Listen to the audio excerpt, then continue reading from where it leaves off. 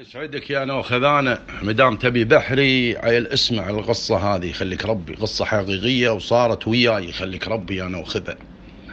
سنة من السنين طال عمرك، سنة من السنين طالعين بحر غبة، اي والله، والجو بارد ثلج ومكان يعني ممنوع بصراحة.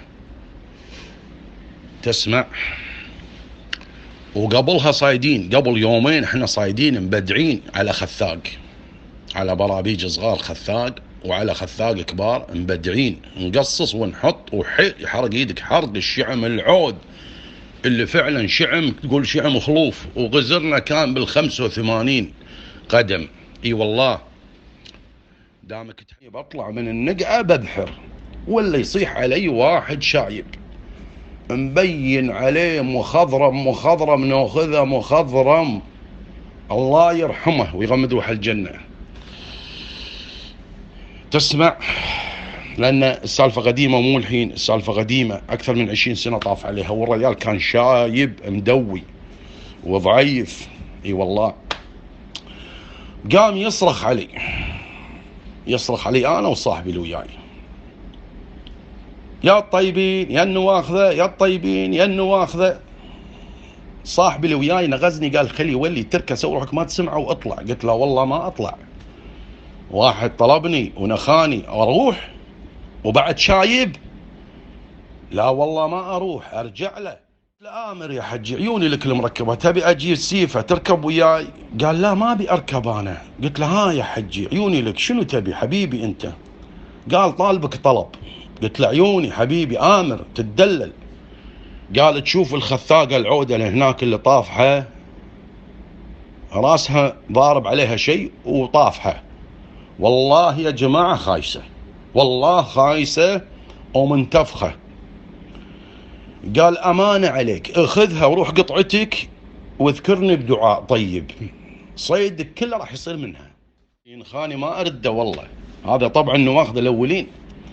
وفعلا مسكتها حطيتها برقعه الطراد ارضاء له، مو عشان احدق فيها، ارضاء له يعني تقدير الشايب. بس صاحبي اللي وياي قام يحلطم ومتنرفز، قال لي ابو يعقوب قطها ريحتها تبطبط، خايسه قاعده بالرقعه، واحنا جايبين ييم مشكل، جايبين ييم ربيان على خثاق على برابيج صغار وعلى ميد، جايبين ميد اصلاخ. قال الحين على خثاقة الخايسة هذه ناخذها ونروح فيها بحر، قطها يا ابو يعقوب. قلت له ما اقطها والله، احتراما للشايب، بس اطلع من القودي وانا واشر راح اقطها بحر. اقطها، نسيت اقطها والله. وبحارنا كان تقريبا ثلث ساعة تقريبا، ما وصلنا نص ساعة، وصلنا مطرحنا قطعتنا وقعدنا ننزل.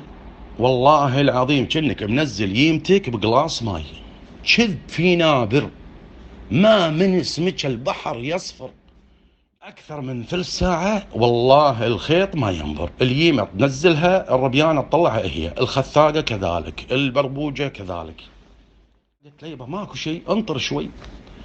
وكل شوية طق بخشمي ريحة الخثاقة الخايسة مالت الشايب، ويمر زولة علي اتذكره، احدق فيها وراح تذكرني وتدعي لي، ومتعاجز اروح اقص منها، خايسة بطبط. وجايب كلامه المؤثر وناخذه مبين عليه مخضرم.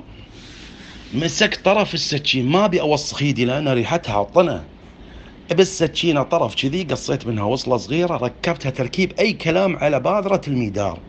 والله يا جماعه، والله والله والله ثم والله، بس حاشة القوعه الخيط حرق ايدي حرق، قمت اسحب عليه يابس، شعم مخده خيالي خرع، مال الغزر يطلع ما شاء الله لحم وشحم وسرتها طالعه برا من كبره. والله يا جماعه سحبت اول واحد، كان يقول لي صاحبي هذا انجن. قال شنو حطيت له؟ قلت له حطيت له ربيان. قال انا حاط ربيان وخيط الثاني حاط فيه خثاق. قلت له عيل حط صلاخ.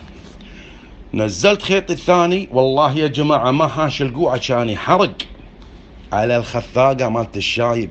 اي والله يا جماعه ثالث مرة كان يقول لي يننتني.